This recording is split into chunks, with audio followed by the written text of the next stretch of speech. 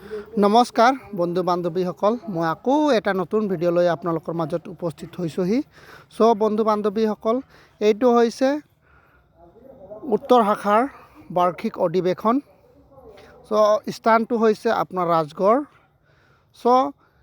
ৰাজগড়ৰ যিমান বিশ্বাসী পৰিয়ালবিলাকে তেওঁবিলাকৰ অশেষ কষ্টৰে এই সভা পেণ্ডেলখন তেওঁবিলাকে নিৰ্মাণ কৰিছে। লগতে তেওঁবিলাকে ধুনীয়া ধুনীয়া এইবিলাক আপোনালোকে চাইছে, সৰু পাৰ্কৰ ছিষ্টেমত তেওঁবিলাকে।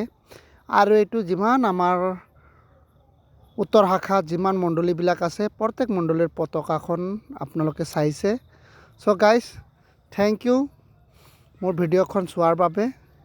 আপোনালোকৰ দিন শুভ হওক।